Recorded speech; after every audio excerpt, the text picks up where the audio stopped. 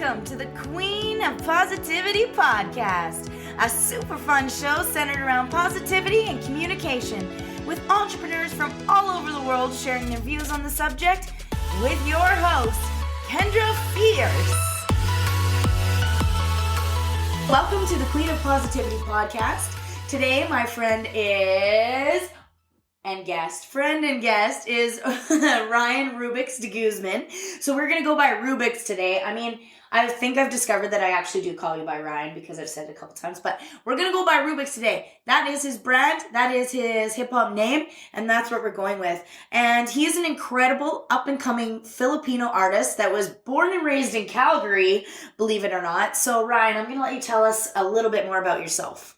Hey, thank you for the intro, and thanks, Kendra, for having me on this podcast. This is dope. Shout outs to all your TikTok fam. Yes. Sweet. So born and raised in Calgary. I'm second generation Filipino Canadian, and I'm a rapper, and I love hip hop. And hip hop is like my heart, my soul. It's what saved me in the dark times. It's what boosted me up in the good times, and it's something that I'm gonna be doing and practicing forever. I know that for a fact. I chose that during high school. I was like, yep, this is the path I'm taking. Yes. I'm going to be a hip-hop artist. I'm going to be a hip-hop cultural ambassador. I'm just going to be all about hip-hop. I love it. What projects are you currently working on right now? Musically, I'm working on an album with my friend, Fallen Wall. And this album, the beats are more specifically geared towards more like electronic sounds. And something that people can like party to at music festivals. And yeah, so it's like a bit spacey as well. So that's coming. I've also have a goal this year. What is it? That I'm going to embrace the beats that I make more. Yes. And like rap over them. Because I haven't been doing that. I've just been making beats and sitting on them, for the last 3 years. And as your friend, actually? Actually. So if he would have told me that, I would have already been on him. Like, what do you mean you're not rapping on your own beats? You're doing that separately? But anyways, I'm happy to hear it. So that's coming up, and then I've just been fucking around with a new device I have called the SP404. Explain more about what that is. It's just a sampler, and it's a sampler that's been around since like the 90s. Yeah. And it's like a classic sampler, and any sound that you run through it just comes out with like a nice vintage, just like nice. I don't know, it's like a lo-fi vintage filter on it. Smooth. So I've been just playing my live sets on it. And where are you playing your live sets right now? Just streaming. Streaming? What's your favorite place to stream them? Twitch, which is a good one. Twitch? Nice. But usually like homies from like Vancouver or like Toronto even, they'll have like Twitch, like OBS, like broadcasting systems set up. And then and then so I'll just like play on that. I'll let you shout out, like, if anybody here, of course there's people here on Twitch. I don't know why I say if anybody. I gotta stop saying that one. But, so for the Twitch streamers here, what is your Twitch handle? RUBIX Hip Hop. RUBIX Hip Hop. One word. So what do you do when you're streaming live on Twitch? What could they expect if they follow your channel? Just spinning beats. Like. So, kick-ass live concerts? Yep, getting there. Okay. I'm trying to think of more ideas of to like what kind of streams, we could do on Twitch. And that's awesome. Yeah, so Twitch what was it again? RUBIX Hip Hop. RUBIX HIPHOP. One word. Actually, if you Google RUBIX Hip Hop, you'll find all the links for me. That's perfect. Yeah. Great search engine optimization you have going on there. We'll talk more about that later, folks. All right. So, again, the podcast is very much about, we have 3 things that I focus on. So, entrepreneurship definitely being one of them, positivity and communication.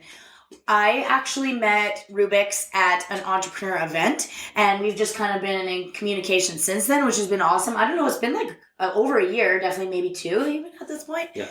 So, but I do want to know, on the entrepreneur kind of scale, we've talked about this with April. Things with COVID have been tough all the way around the world. Mm-hmm. So I wanted to have a live artist on here for a couple of reasons. And especially for this question, I do want to know, how has COVID affected your journey and your process as a hip hop artist? That's a good question.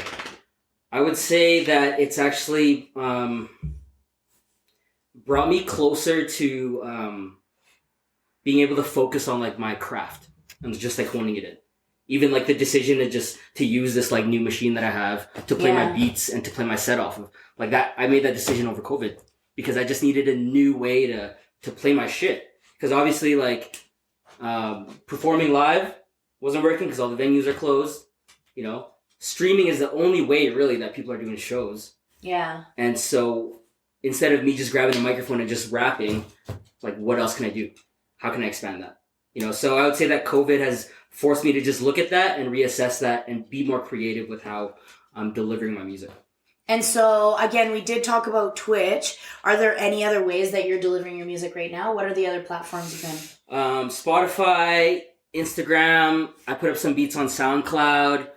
I got some music on iTunes. Yeah, but I would say Instagram and, you know what? Also my TikTok account, for sure. Okay, so we'll go into this a little bit because I would say, so when I started my TikTok, and you guys kind of know my TikTok journey, when I started my TikTok over a year ago, when it, was first around, everybody was giving me a very hard time about it. I saw right through it. I knew it was going to be great. However, Rubix did not. He fully supported my ideas. And honestly, he was one of I would say one of two people in my entire life that supported not only TikTok, but what my ideas I had about it and what I'd studied and the plans I had. But so now he's going full force at it and he's going to grow it. Yo, hold on. I just want to give a PSA, a public service announcement. If you didn't already realize that Kendra is a genius, realize it now and follow her, okay? That's why I never doubted her, because I know she's a genius. I did not pay him to say that. She did it. But thank you. Just saying, PSA. Love it. Thank you.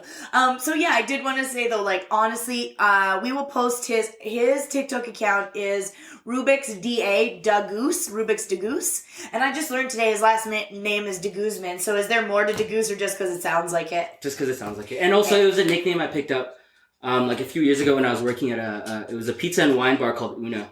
And the chefs there just started calling me Goose or the Goose because my last name is DeGuzman. Yeah. DeGuzman, so people would think gentlemen are so creative with their nicknames. So good. I love it. Okay, cool. So, we talked about how COVID has affected your process. Yeah. And honestly, I will only have guests on here who are living, breathing, eating, sleeping positivity.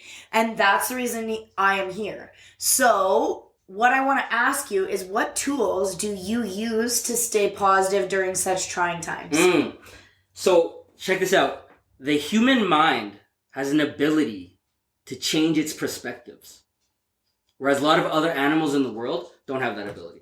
But we do. That's cool. So that is my first tool that I use to stay positive is I check my perspective and I understand that at any moment I could switch that perspective to something else. Yeah. It's hard. I'm not saying it's easy, but it's something that you could do, And so what tools could they use to switch it though? If they're in a really bad day, do you have specific things that you do like meditation or? Yeah. I would say number one, the most easiest thing that you could do to change your perspective is to give thanks.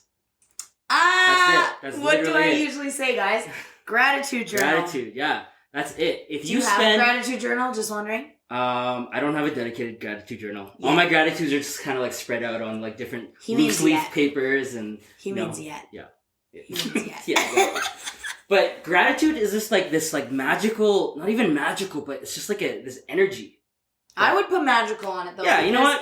Yeah. Yeah, gratitude is magical. Yeah. It is magical. And it's an energy that you could tap into at any moment, no matter what your circumstances. Yep. And I'm not saying that if you say gratitude, all of a sudden everything's going to be better. That's not the case. No. If you say gratitude, you can start shifting the trajectory of your energy towards that. Definitely. And, you can find things that you can, things that you're thankful for in anything. Yeah. Anything.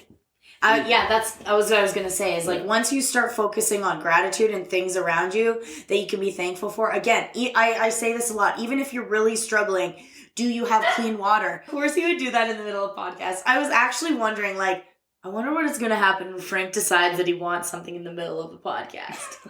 I do want to get you, like, talking about something, though, with them while I'm letting him out. So, what do you want to talk about? Tell him more about something. Tell him more about yourself. I want to know, what is the first business you started as a kid? As a kid? Yeah, or the earliest business you started.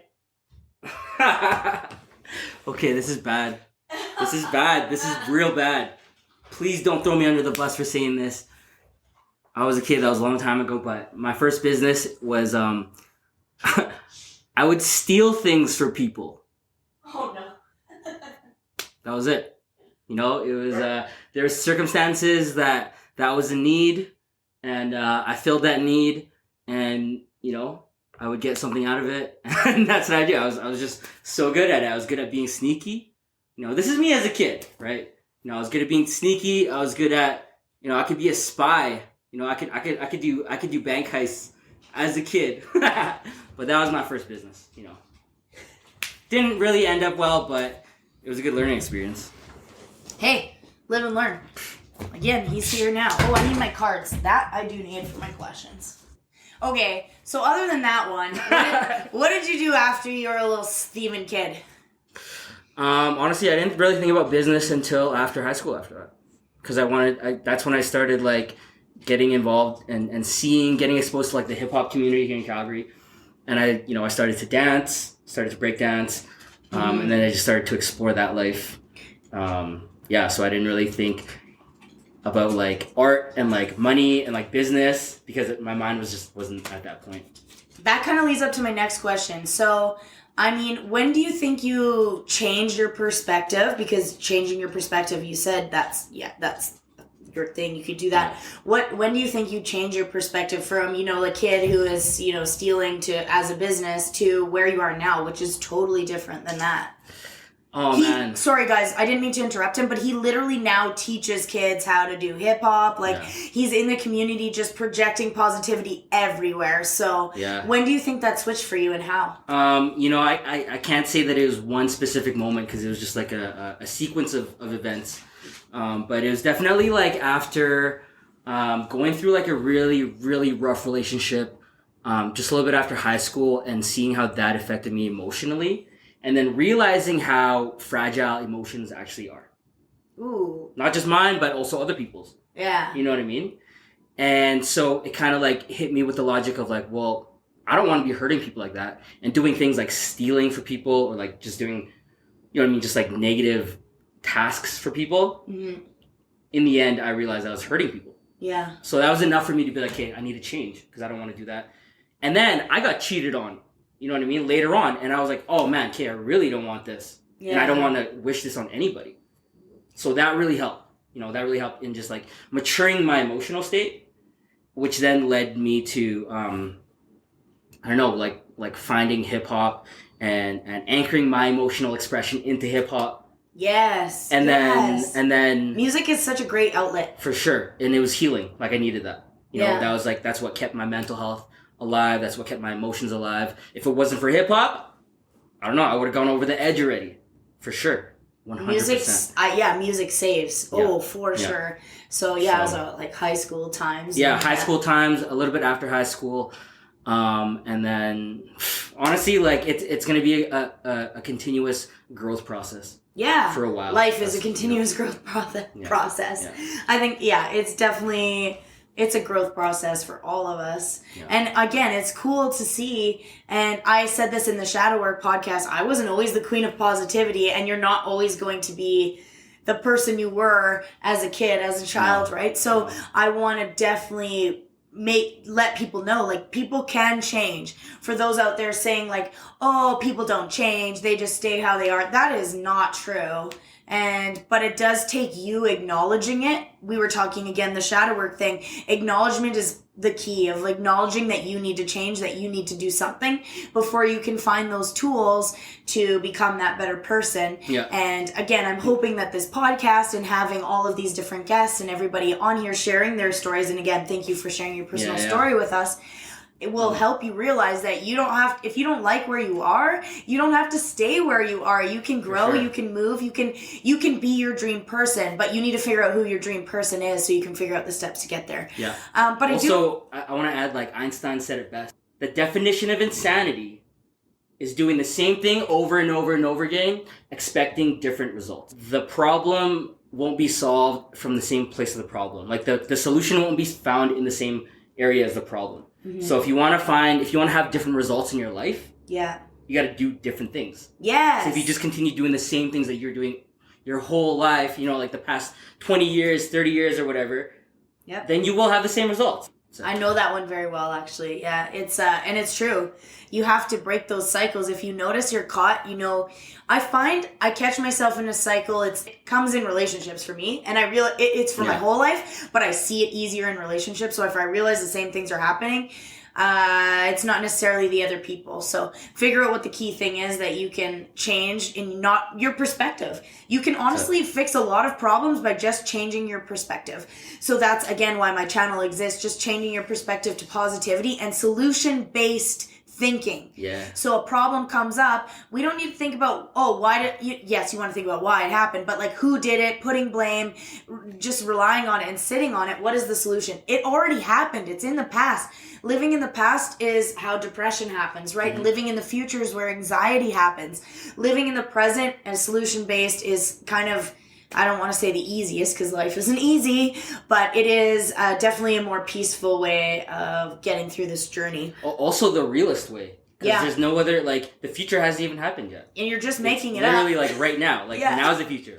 Right now. Yeah. This is That is so true. Right now. I don't, You know what I mean? Anything you're thinking of in the future is just, it doesn't exist. And I would say from personal experience of my own assumptions, our assumptions, I would say 95% are the time are wrong.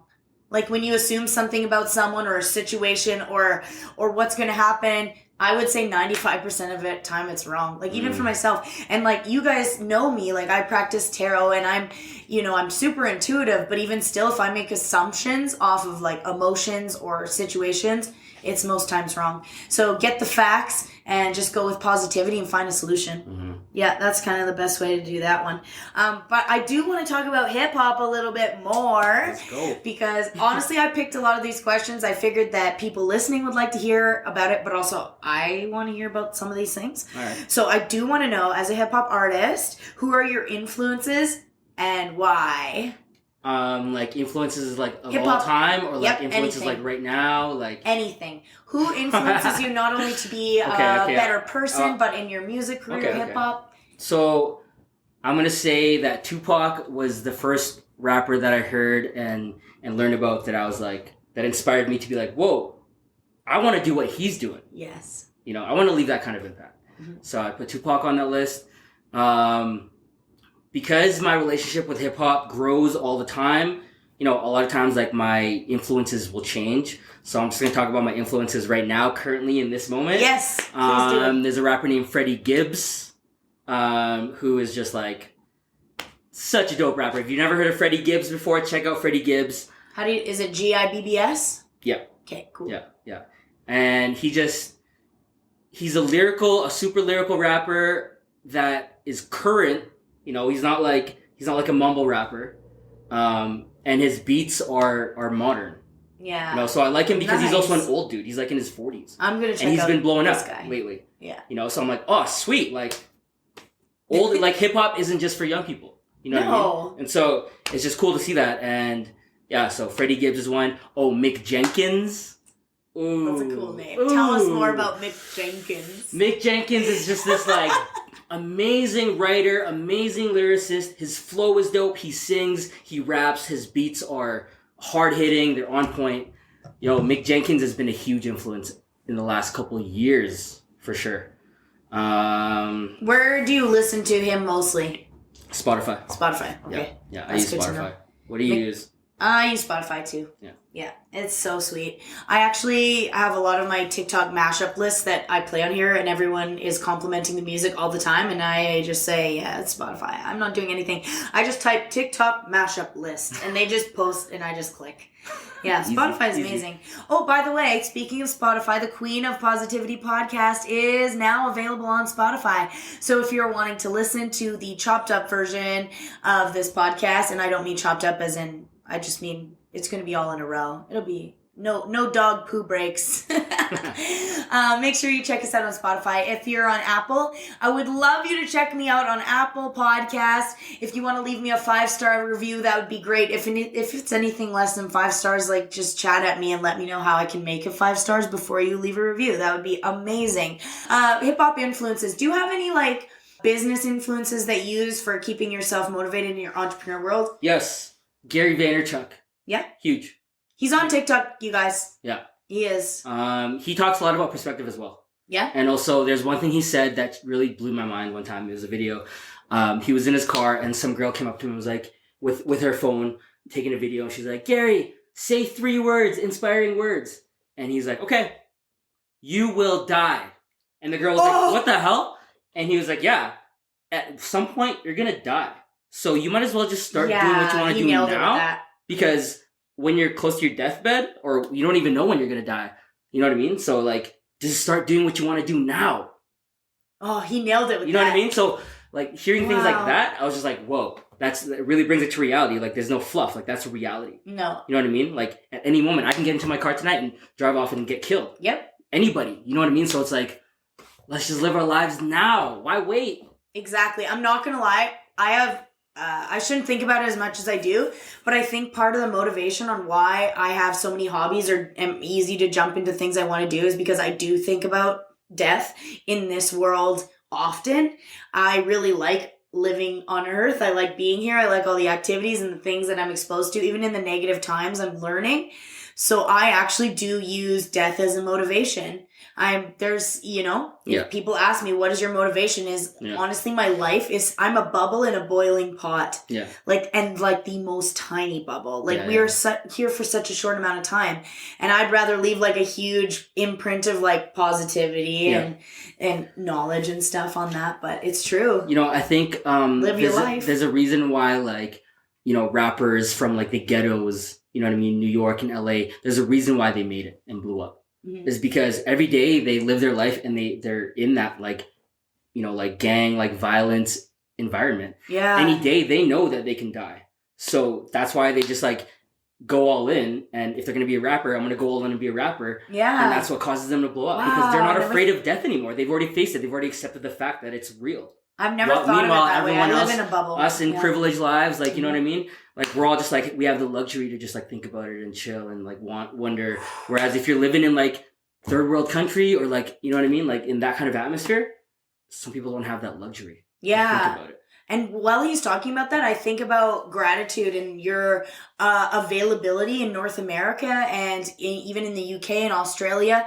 The fact that you're on TikTok watching us, the fact that you're listening to this podcast means you have more access than, I don't even know the percentage. It's probably huge of the percentage of people who don't even have cell phones, internet, even running clean water. So if you're struggling for things to be gratuitous about, just think of the fact that you have access to technology, which means you have access to learn anything you want to learn at your own will and create your dream life or get your goals at your own will. For sure. So, and I can speak of that because I know that people who don't have this access won't be hearing this. If you hear this, that means that you have the tools to create your dream life. Yep. Straight up. That's it. Straight up. You really do. And that's such a cool perspective because again, like I live in Canada. I was born in Calgary.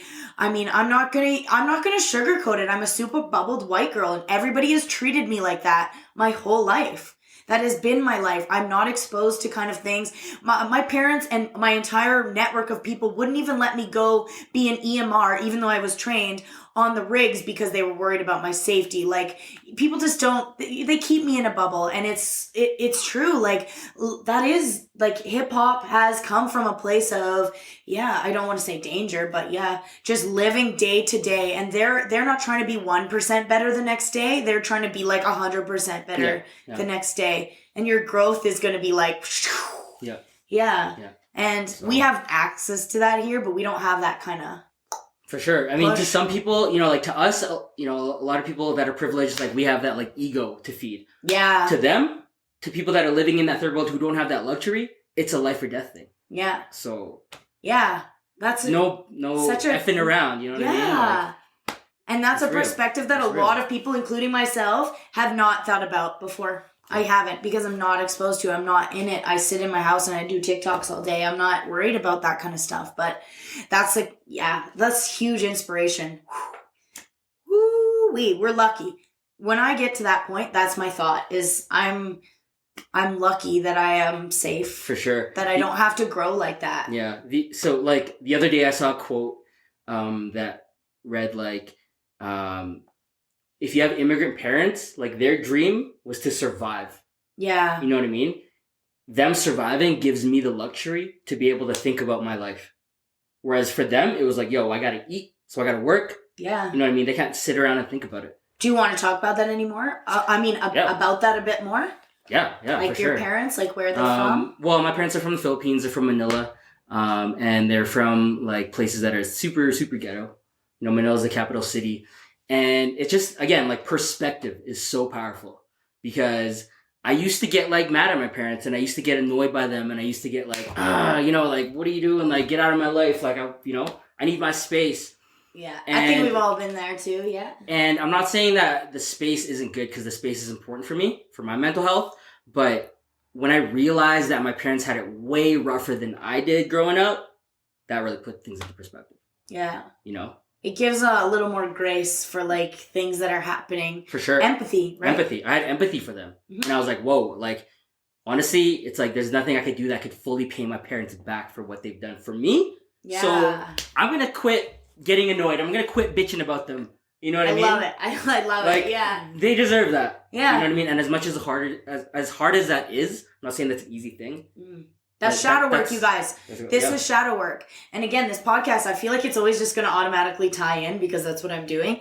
But that's shadow work. Like, that is learning and acknowledging that you're doing something that is, I wouldn't say, it's negative, I guess, but I don't want to put a label on it. It's just not what you want to be doing. It's not your dream person. Yeah. And they honestly, I've done the same thing to my parents, and I think a lot of people can relate to that too, right? For sure. Like, just realizing the struggles that they went through to make it.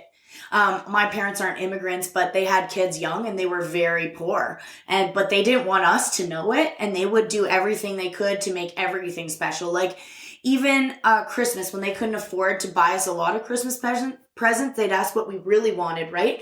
But then they would make it special. So they would do a little treasure hunt for us to find this gift.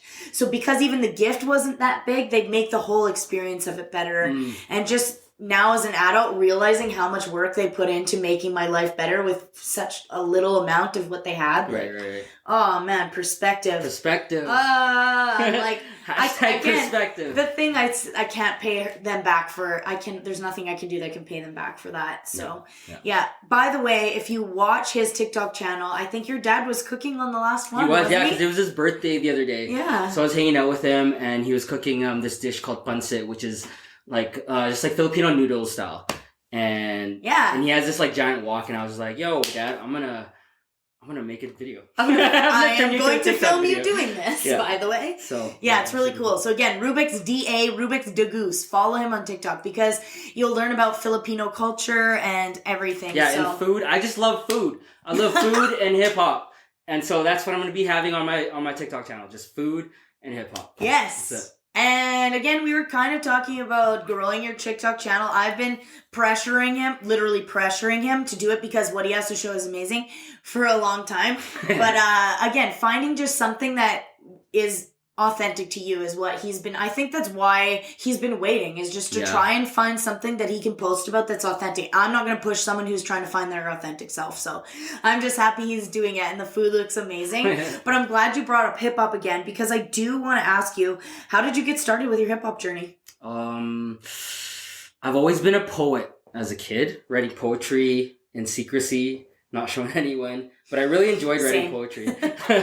And then when I got, in grade 9, my sister took me to see Tupac Resurrection, the documentary on his life. And that really inspired me. That's when I had that thought of like, yo, I want to do what Tupac was doing. Okay. When was that, do you think? That was right at the end of grade 9 going into high school. Going into grade 10. What year do you think that was? Like 04, 05. Cool. Yeah. And then in high school, my friend had convinced me to join the choir. And I was like, okay, I'll try it. There's a lot of girls here. Okay, I'll check it out. I'm grade 10, you know? Yeah. And that was the first time I experienced being on stage. Mm. And that gave me its own type of adrenaline. That I was like, yo. Being on stage is like nothing else because I've done it too. For sure. It's like the best. Totally. And I was like, yo, I want this feeling. Mm-hmm. Performing on stage. I love that. And that choir program was dope enough to allow me to perform my own like written songs every season. They let you perform in the choir? Yeah, because there was like a showcase. Songs? There was a showcase. That's amazing. There was a showcase every season. That's and still people, so cool. And some of the kids can perform, you know? Yeah. So I just perform like... I know my choir kicked me out because I was late every day because it was too early in the morning. So yeah. Yeah, fair enough. Fair enough. They weren't letting me have my own private shows. That's enough. So yeah, so that's how I got started with that. And then from there, after high school, I was like... I decided in high school, I was like, this is what I'm going to do. Mm-hmm. This is what I'm going to pursue. I'm going to be a hip-hop artist. Yeah.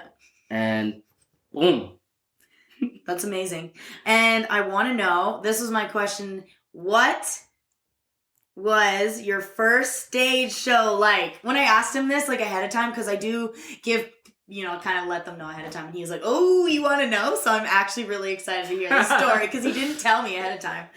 But I want to know, what was your first stage show like? I mean, it wasn't anything crazy. It was like, again, it was like one of those choir showcases. Mm-hmm. Okay, so imagine like an auditorium theater filled, probably 100 people in there. Yeah. And I had myself, my sister, because she started dabbling into rapping. That's she's cool. a singer, and her boyfriend at the time, who was an electric guitar player. That's so handy. He had his amp set up, boom, because he had played a solo on the track that I wrote with my sister over a beat that I made in grade 10. And then we performed it. Like, it was a shitty performance, to be honest with you. But what did it feel like when you were sitting backstage? Like, what thoughts were going through your head? I had so much butterflies.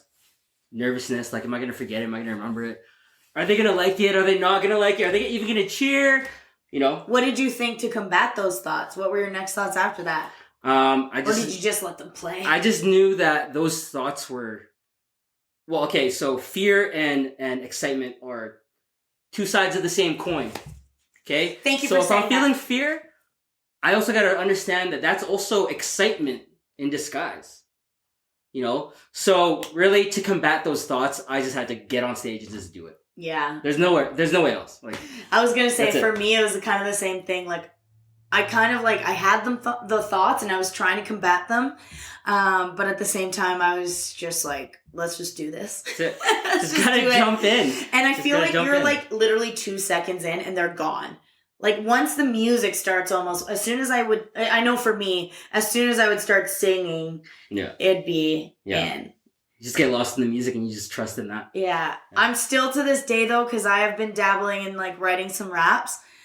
I'm still nervous of forgetting the lyrics. So what would you say to someone who is, because that is my number one fear why I don't perform music. Like, I am very musically inclined. I write music. We've been working together on some music. I've at this point stalled it a little bit because I now almost have 25,000 followers on TikTok. And I'm like, wow, what's going to happen if I mess it up? So what advice would you give someone like me? I'd say just keep singing. Yeah. Just keep creating and like record yourself singing so you get used to how you sound. Because that's one of the number one things that people are afraid of is hearing themselves. Mm-hmm. Especially if you've never listened to yourself before. Outside of your own head. Yeah. It sounds different. It does. It totally does. And once you get over that, things start getting easier. Yeah? Yeah. Do you have any tips for not forgetting lyrics? Oh, not forgetting lyrics? Yeah. Well, what works for me is I just record it on a voice note. Yeah. And then I'll just listen to it over and over and over again. Repetition. And just drive get it stuck in my head. In there. That's it. Yeah. Okay. Oh, also listening to it while I'm driving helps a lot. Oh yeah, For some reason, it just taps into my subconscious. Hey, I could see that too. I totally I could see that. I do want to ask a question. What if you were a younger person and you're worried about putting yourself out there? Do you have advice for that? I mean, I can only give you the advice that I did. And it was to not give a F about what external opinions mean. Mm-hmm. Like, that was the only way that I could do it, because my mind is so relentless. I overthink, and it's so swift. Yeah. And it'll come up with the excuses, the doubts, everything. My mind is so swift like that. It's swift, you know what I mean? That. So the only way for me to get out of that is to just be like, you know what? I'm going to go completely opposite of what I'm feeling, what I'm fearing. You know what I mean? And I'm just going to do it. Like, because what's the worst that could happen? They boo you off the stage. Boo you off don't the stage, like it. Don't like it. Cool, but it'll be a learning experience, right? Mm. I'm glad he brought up, honestly, I'm so glad he brought up the opposite thing, because again, we're talking about shadow work and increasing our confidence and growing as people. Something that has really worked for me, and I don't know where, I just Googled it one day, is if you're having a negative reaction that you don't like, just do the opposite. If you can't think of anything else to do the opposite. Don't think about what the reaction is, how to do it, anything. Just think, okay, what is the opposite of what I'm feeling or doing right now, and how can I do that? And it honestly, it sounds so simple and weird, but if I'm finding myself getting upset or angry, I'm like, okay, what is the opposite of angry? It's happy. How can I make it happy? And then you're all of a sudden giving yourself the tools to get yourself out of the situation. So yeah. We literally have to parent ourselves. Yeah. That's the truth of it. That's the truth of it. Yeah. It is the truth of it. It definitely is. So I do want to ask you, if somebody is interested in pursuing a career in hip hop, what would be their first step? First step is figure out what kind of hip hop you want to make. And then maybe learn how to freestyle. Yeah, learn how to freestyle. And when I say freestyle, like, everyone's already freestyling when you're talking. Freestyling is just you're just making it up as you go. And you don't even have to freestyle with words. Yeah. You just start start playing with your voice. Yes. And start getting familiar with your voice. That's it. I love this because you can literally do this all the time. You can just be in your house. You can just start freestyling to, like, I don't know, make a little rap about your dog eating a bone and then he got stuck in a cone. It does not have to be good right away. No. But afterwards you can start going. And do you have an ebook that people can I do, get? actually. I have an ebook that has 10 amazing tips that will boost your rap skills. Whether you're a beginner or whether you're a vet, or whether you're in the middle, these tips will boost it. Yeah. We could link that. I will link it. I'll actually link it in my bio, and then I'll give you some other ways. I helped him with the ebook, and I recommend it because as a person who also has been writing raps and poetry since I was a little kid, I just feel like my vessel is not right for it, but that's my own problem because it's not true, right? I'm inhibiting my own self from it. But reading his book, gave me a lot of confidence in, like, how I can learn how to freestyle a little bit better, how to control my diaphragm, how to just have more confidence in it, but also how to write a rap that is a story. There's so many great tips in it. I can't even express how great it is. So I will link how you can get that ebook. So yeah, their first step is freestyle. Get familiar with your voice, and also figure out what kind of music is happening local. There's other artists in your city or in your town that are also making music. Ooh, yeah. And like meeting them, because the more you meet other people, the more you can vibe on that. And it takes teamwork to make the dream work. So it's totally true. Build it, right? Yeah, I want to mention that because Rubik's invited me to a really cool group that he has called the Cypher. Cypher Club. Yeah, so explain a little bit about that. I mean, you may not have one of these around you, but you can start one. Totally. Explain the Cypher Club. So my homegirl, Z the Free, she's a rapper. Cool. And 3 years ago, she started doing this thing called Cypher Club at the Mount Royal University here. And it's essentially a group of people, we all just get together and we freestyle rap. Or sing, or poetry for like 3 hours. And we do it in a way that's very, very respectful. We do it in a way that's very positive for the environment so that any skill level can come. Because I know freestyling could be very intimidating, especially when you're around other freestylers or other artists who are very good at doing it. But she makes sure that this vibe is very inclusive, and we take turns. You know what I mean? Like no one's cutting in front of everyone. Like we're taking turns, and at the end of every Cypher Club, we do a gratitude circle. Yes. And so she's been running that for like 3 years. And even, when COVID hit and the lockdowns came in, she started doing them on Zoom, and they're still running right now. It happens every Wednesday. Can anybody from around the world Anybody from around the world can join them because it's just a Zoom group. Yeah, I was just thinking now that she's moved it to Zoom, because when I first was introduced to it, I was in person. But so if any of you guys are hip hop artists, or honestly, I have never experienced such a welcoming, warm environment where so many people, there was over 20 people by the time of the end, and it was cold. Guys, we're in Canada, and it was fall, and it was cold. Like, we was cold. We should have had a fire kind of cold. But people were still vibing, and it was so comfortable, and just the feeling of being welcomed and learning and experiencing a lot of different kinds of music and different styles of rap. And there was one singer there when I was there. She was amazing. She was doing work in Toronto. So yeah, if you guys are interested in checking out his Cypher Club, I will do a whole link to a whole bunch of stuff after. I'll just link Rubix in my bio after, and then we will sort it out after, sort of thing. So yeah, if you're an up-and-coming hip-hop artist or interested in just checking it out, just join it, because again, Zoom is making it so easy for us to connect all around the world. I love it. I freaking love it. We literally just, we use Cypher Club to practice our freestyles and get the week stress off your chest. You know what I mean? So. And honestly, the feeling, like I'm a feeling person, like I feel how like people are feeling, and just feel of that circle was so loving. And I believe her grandma was passing away even that night. Yeah.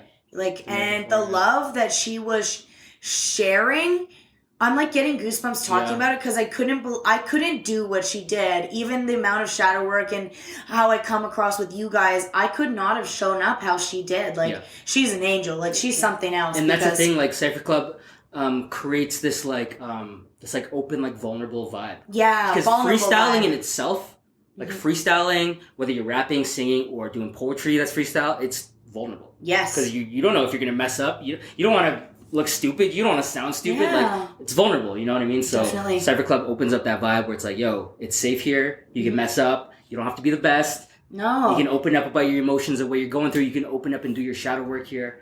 We'll love you. You know what I mean? Like people were doing that. Like the raps I heard and the freestyles I heard were literally people just opening their hearts and letting it go. And, was everything perfect? No. Was some of them? Fuck yeah. Of course they were. There are some really good rappers in the crew. But everybody had their own unique style and vibe that everybody was on the same level. Yeah. Honestly, I felt like no matter their skill, everyone was still on the same level, because it just is the vibe they created. So we'll create a link for that. So if you guys are interested in that. Back to the questions. What's next for you, Rubix? Well, I got to finish this album. And then also sometime mid last year, I was working on a how to rap video series. Yes. that I got halfway through and then I fell off. So I got to get back on that because I really want to finish that. Thanks for letting me know, because I'll pressure you to finish it. Please. Because I actually have to start from the beginning because my files didn't load back in. Technology. Adobe! Yeah. Anyways, so... This is how entrepreneurs deal with technology. This stuff happens to us all the time. So you have ever had that story where you've like written a huge entire essay for like 1 million hours and then like you accidentally delete it, or like Microsoft Word just like doesn't work, or like your computer crashes? It's the worst. As an entrepreneur, that happens to you once a week. If not more. Like, you are losing stuff. Technology messes with us constantly. If you think you're on your game, your computer's coming for you. Your printer is coming for you. Your cell phone, it will just break. Yeah. It's just how entrepreneurs go. So that's why we're like, whatever, we just do that hand thing and we move on. It's part of the territory. Yeah, you totally move on. So the album, do you have a name for it yet? Not yet, but actually no, I'm not going to disclose this. No. Don't disclose it if you have to. No name. Does it have like a theme? This one's definitely a lot more spiritual, I'd say. I'm rapping a lot more. I'm taking spiritual elements and merging them with like party elements. Ooh. So that's so exciting. That's the theme of it. That's so exciting. Yeah. I'm glad I asked that. That wasn't in the cards. Yeah. But I do want to talk about communication, because our podcast is about positivity, communication, and entrepreneurship. Rubix is a preacher of positivity, and his forte is empathy and active listening. So we do want to start from the basics. What is empathy? What is empathy? Empathy, I feel like empathy is when you're able to understand what it's like walking in somebody else's shoes. Mm-hmm. That's what I think it is. And I think it's important because in order to properly communicate something to someone, especially when in the middle of a conflict, Mm-hmm. you need to understand where they're coming from, so that you could do better at assessing the actual situation. Because like 99% of conflicts happen because of miscommunication. I was gonna say miscommunication. You know what I mean? And miscommunication happens when you don't understand the situation, and you can't understand the situation without understanding both parties. Or you don't have enough facts. Yeah. You know? So that's what empathy is, being able to understand somebody else's perspective, what it's like to walk in their shoes. And empathy is also a skill that needs to be developed. It's a muscle that needs to be worked out. Some people are born with it. Some people grew up, exercising that muscle, and some people just don't know what the hell it is. But you can develop it, and I was going to ask you the capacity. A tough question. I thought of it, and I was like, I'm kind of smiling here because I was like, okay, I'm going to throw him for a loop, though. What if you are in a tumultuous situation or your tempers are high? Mm-hmm. How could you put yourself in someone else's shoes? Because I know when the emotions are high, it's extremely hard to see someone else's point of view when you really feel like they fucked you. Like, they really fucked you over. Like, for sure. How could they step back and... Well, I think number one, you have to water your cup first. So you have to figure out, like, what is your boundary? Mm-hmm. And go from there. Because you're never going to be able to... it's going to be difficult for you to put yourself in somebody else's shoes if you don't even know what your shoes feel like. Ooh. So first define that. Yeah. Figure that out. Tend to that and make sure your boundaries are being protected and respected. Mm-hmm. And then go from there, I promote like empathy and understanding somebody else's perspective because I've done a lot of work in that, in exploring what somebody else's perspective is, feeling their pain. Yeah. You know what I mean? I've done a lot of that work, so I've flexed that muscle. So that's why I'm saying practice, right? All practice. It's all practice. But you have to water your cup first, and you got to make sure that your bucket is filled, because if your bucket isn't filled, then you're going to have a very, very difficult time protecting that bucket, and let alone filling somebody else's bucket. Yeah. So like the number one step is like make sure that you're good with yourself. Mm-hmm. That's what I think. Cool. Okay, and then we talked about active listening. So what are some tools people use to be a more active listener, especially in that circumstance where things have just gotten so heated? I think people need to redefine the word listening. Yeah. Because a lot of people believe that listening is like, waiting for your turn to talk.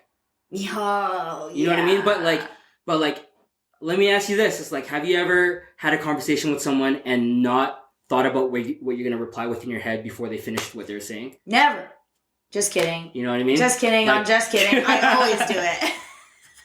As I'm talking, she's just like calculating things. Yeah. I feel like that's part of my podcast job, but at the same time, no, definitely. I definitely do that. Like, I'm thinking of my rebuttal. Oh, if someone comes up, oh man, this is my shadow work, right? Because sometimes if I'm on my game or I feel like I am so right, if someone's talking and like the first sentence they say is something that I have a good rebuttal for, do you think I'm hearing anything else that they're saying after that? Mm-mm. Nope. I'm waiting for them to stop talking. So I can be like, remember that thing you said 5 minutes ago? So that's a good example of non-active listening. Yeah. P.S. I don't do that so much anymore, by the way. I'm working on it.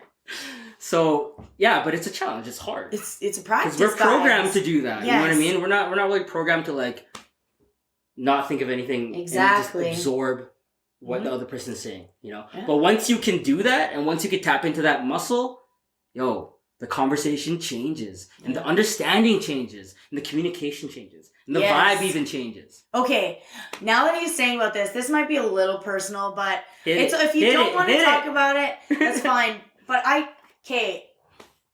you had a breakup, and I asked you how it went.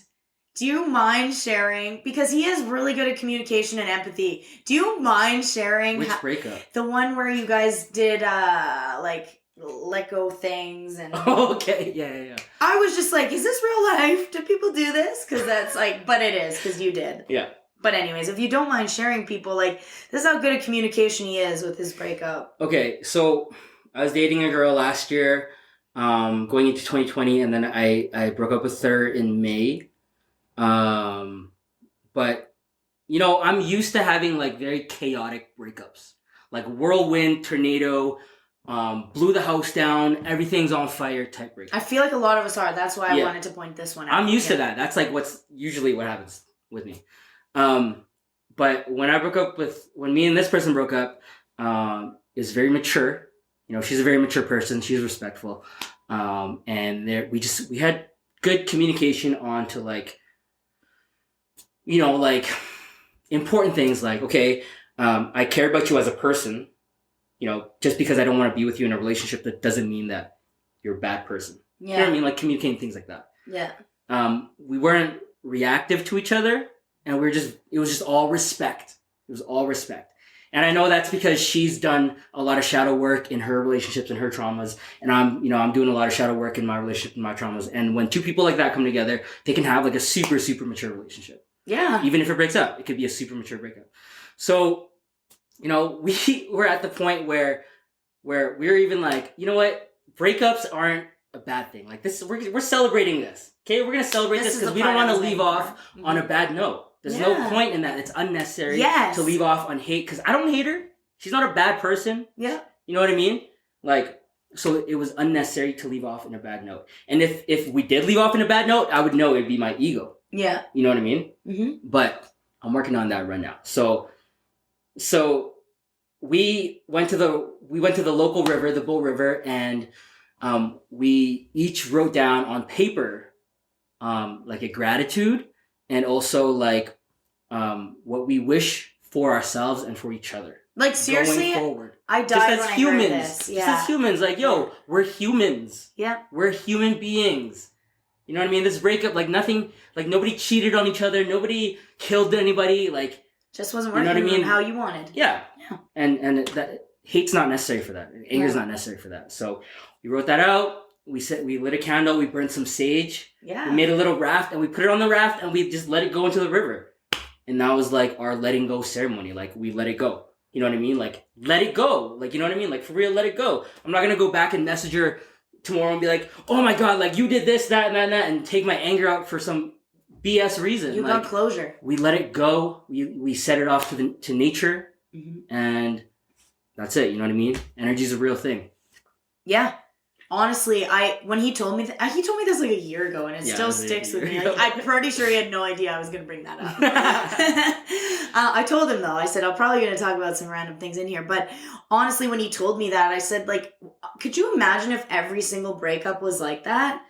Like, how nice would the world be if you could everybody could get closure on it, and you could actually just let it go and realize that a breakup, because you're not with a person anymore, doesn't mean they're bad, doesn't mean you're bad. It just means you learned the lesson you were supposed to learn by meeting that person in the first place. Yeah, because I truly believe that everybody you meet in your life, whether you have a good reaction or a bad reaction to it, whether they stay with you forever or for 5 minutes, they're there for a reason, and you're meant to learn something from that person.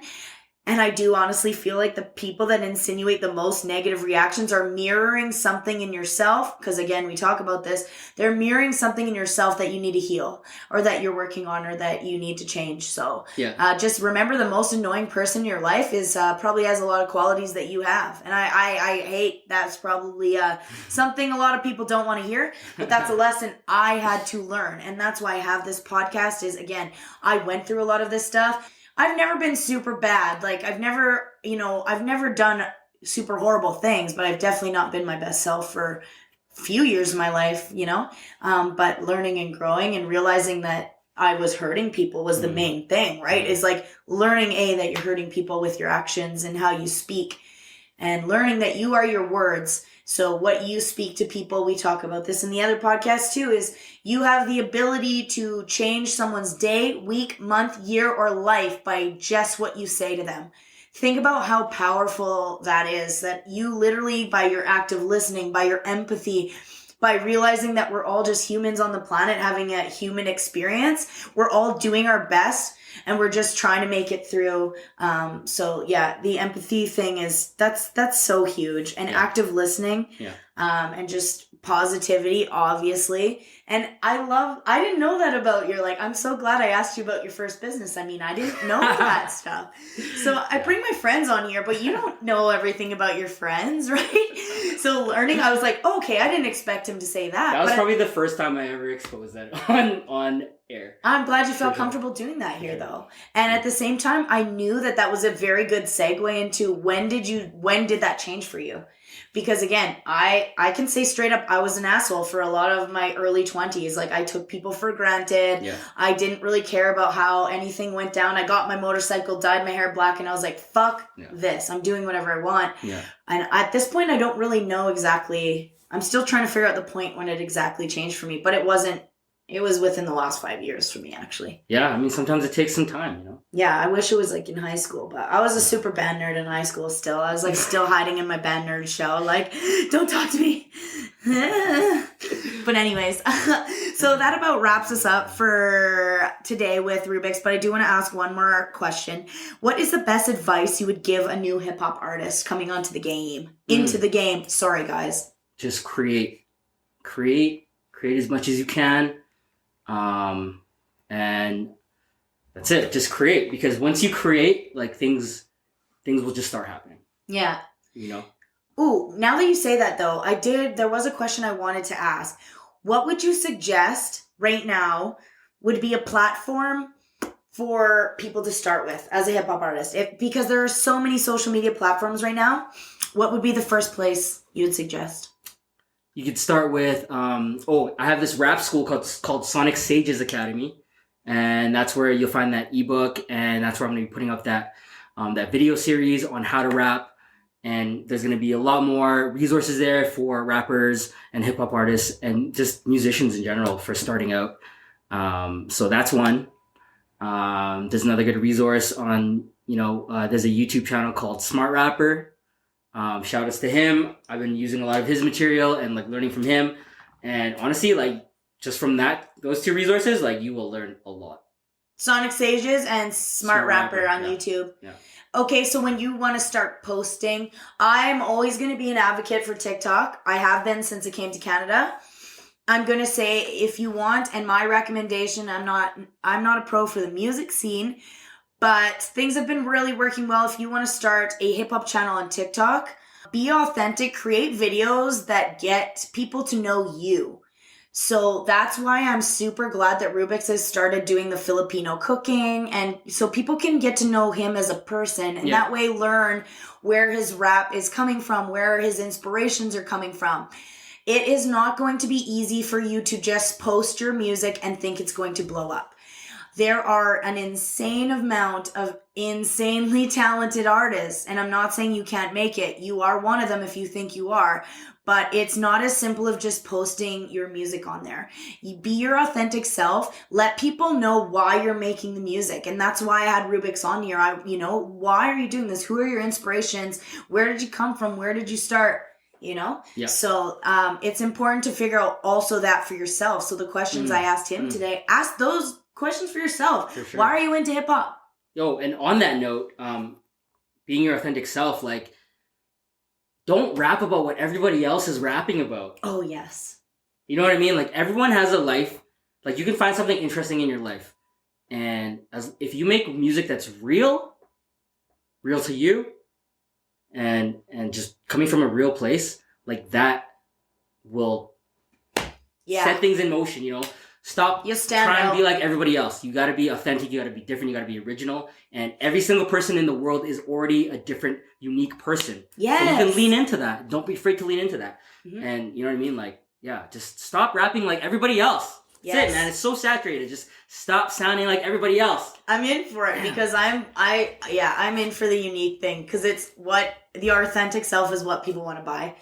And there's a place for all kinds of music. So whatever you like, whatever you're into, you will find your audience as long as you stick to what you love and you're relating to people. So, I mean, music is just like marketing.